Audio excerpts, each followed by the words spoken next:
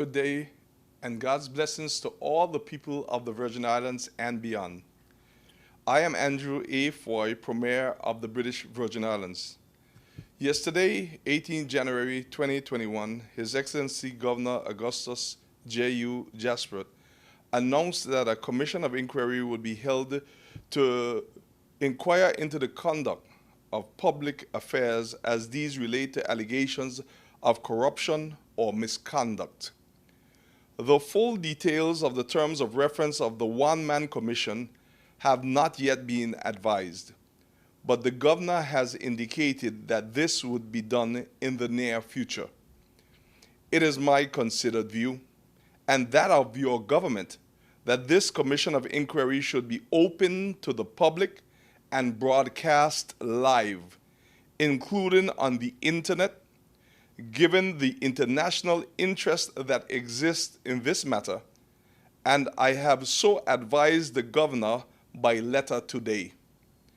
As I indicated in my statement yesterday, your government has no objection to the holding of a transparent commission of inquiry. Your government, which you elected 23 months ago, has nothing to hide, and we do not wish for anything to be hidden from you, the people.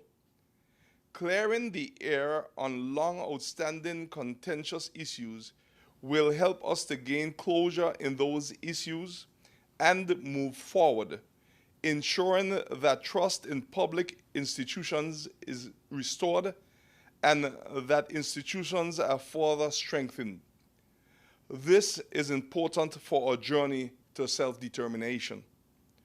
Persons who have done wrong must be held accountable, and persons who have been innocently and falsely accused deserve to have their names cleared and their reputations restored. This is the very reason why, even as an opposition representative, I have been calling for commissions of inquiry into certain matters, as I have done since becoming Premier 23 months ago.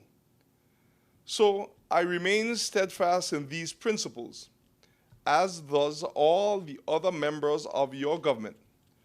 Although Governor Jasper always advised us as cabinet members that before a commission of inquiry can be convened, that to ensure due process, all government institutions established to ensure accountability, transparency, and good governance must be allowed to function and produce their reports.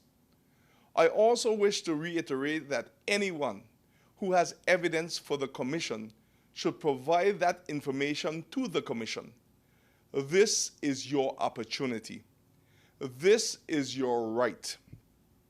Governor Jasper's announcement and a similar statement released yesterday by UK Foreign Secretary Dominic Raab have been receiving wide attention in the international media. Both my government and I learned about the Commission of Inquiry for the first time at the same time as the entire world, and I am sure many of you have seen the statements and the media reports. While both statements contain elements that were accurate, they also contain comments that are grossly inaccurate and which have cast the BVI, the present and past BVI government, and the people of the BVI in a very disparaging light to the world population. According to the parable, one of the most hurtful and dangerous things that cannot be called back is the spoken word. And in this case, the written word. So we must trust that a transparent public commission of inquiry will clear up those issues in the international space. But we must be mindful that the BVI's economy is heavily dependent on international business. And success in international business depends on your reputation. We have companies and individuals who are today having to face international business associates who are reading uncomplimentary reports about the BVI and its people in the international press. The BVI's international reputation, and indeed the reputation of Virgin Islanders and persons who do business in the BVI, are affected by these reports that are being syndicated through and republished from the UK media houses. Given the international interest in and the international implications of this Commission of Inquiry, I have today written the Governor requesting that the Commission's hearings should be open to the public and should be broadcast live through the various media channels, including live internet streaming. It is common practice in many jurisdictions for hearings in Commission of Inquiry to be broadcast live. This aids the public in having accurate information and in seeing that the inquiry is conducted in a transparent manner with no secrets or hidden agendas. Section 2 of the Commissions of Inquiry Act 1880, as amended, provides that unless there is any contrary direction, inquiries should be public. Section 9 of the Act provides for the Commissioner to make rules for the conduct and management of the inquiry. So if there is any doubt about live broadcasts, Section 9 should clear this up. I wish to take this opportunity to advise members of the public to get a copy of the Commissions of Inquiry Act and familiarize yourselves with it. I will be asking that GIS assist in making the Commission of Inquiry Act 1880 accessible on the government website. This act was passed 140 years ago and has undergone several amendments since, the last being 50 years ago. It is important that all Virgin Islanders learn about the mechanisms in our legal architecture. And this is an opportunity to learn about how commissions of inquiry work.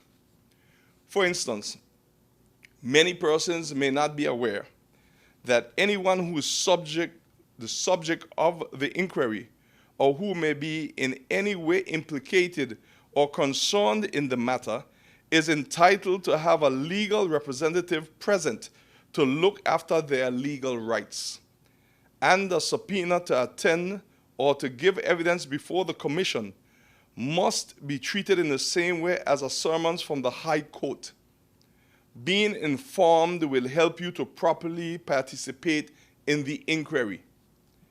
So let us utilize the opportunity of this Commission of Inquiry to build ourselves in our ongoing journey to self-determination. In this vein, your government will continue to work in the best interest of all the people of the Virgin Islands in an accountable and transparent manner, as we have always been doing. Your government will remain steadfast in purpose and diligent in actions. I thank you, and may God forever bless these beautiful Virgin Islands and her people.